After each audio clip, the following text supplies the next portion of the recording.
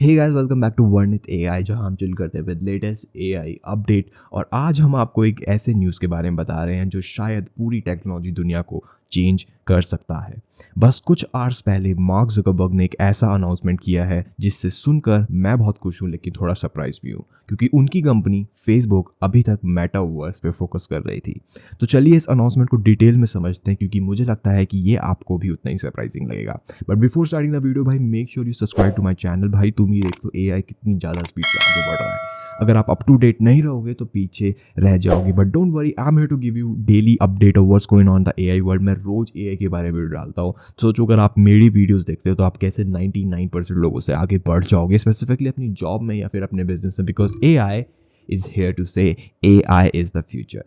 If you like it, if you don't like it, it doesn't matter. You have to adapt yourself with the change in technology before it is too late. So subscribe and let's get started. Intelligence, open sourcing it responsibly, and making it available and useful to everyone in all of our daily lives. It's become clearer that the next generation of services requires building full general intelligence. Building the best AI assistants, AIs for creators, AIs for businesses, and more. That needs advances in every area of AI, from reasoning to planning to coding to memory and other cognitive abilities. This technology is so important, and the opportunities are so great that we should open source and make it as widely available as we responsibly can, so that way everyone can benefit. We're building an absolutely massive amount of infrastructure to support this. By the end of this year, we're going to have around 350,000 NVIDIA H100s, or around 600,000 H100 equivalents of compute if you include other GPUs. We're currently training Llama 3, and we've got an exciting roadmap of future models that we're going to keep training responsibly and safely too. People are also going to need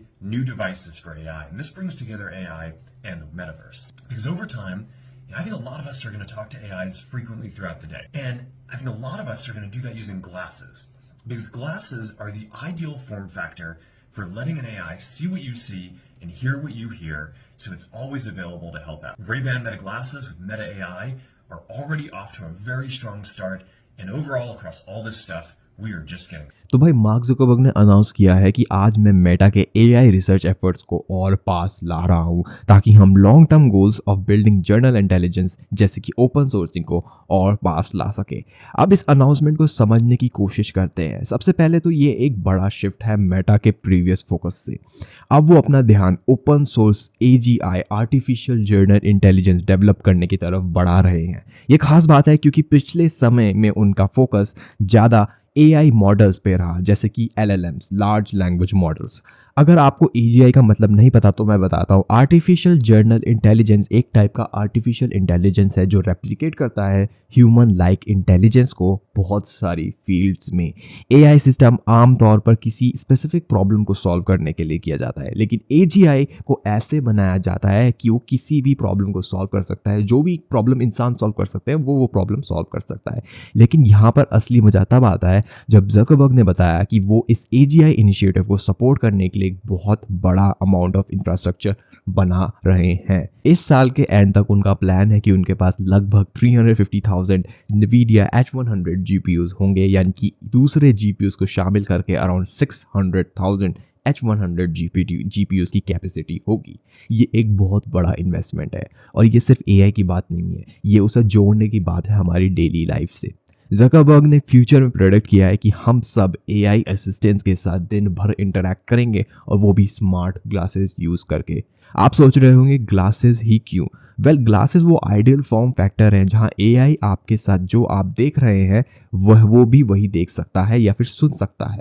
इसमें रे-बैन Meta जी glasses का role आता है। अब एक और interesting बात है, Meta के एआई चीफ यान लान को लगता है कि सुपर इंटेलिजेंट एआई अभी कुछ टाइम दूर है, लेकिन नेविडिया के सीईओ जेनसन हुआंग को लगता है कि एआई ह्यूमंस के साथ कंपटीशन कर सकते हैं। लेकिन एक चीज है जो हमें ध्यान में रखनी चाहिए, एआई को वेरेबल्स के साथ जोड़ना, जैसे रे-बैन मेटा जी ग्लासेस टेक्नोलॉजी के साथ हमारे इंटरेक्शन के तरीके को बदल सकता है। ये ग्लासेस, जैसे हमने पहले डिस्कस किया है, उनमें एक कैमरा, स्पीकर और माइक्रोफोन होते हैं। यह टेक्नोलॉजी को हर दिन के फैशन के साथ मिलाता है। मार्क ज़ुकरबर्ग ने मेटा के जीपीयूज में बड़े इन्वेस्टमेंट के बारे में भी इंसाइट दिए, एक ग्राफिक के साथ जो उनकी शिपमेंट को दिखाता है। इससे ये समझ में आता है कि Meta advanced AI model develop करने के लिए किस हद तक कमिटेड है।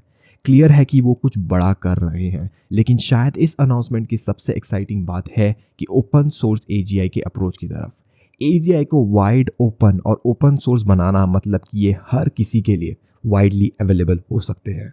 तो भाई मार्क जुकरबर्ग के अनाउंसमेंट ने पूरी दुनिया में मचा दिया है हंगामा, और साफ है कि मेटा एआई और एजीआई की तरफ बोल्ड कदम उठा रही है।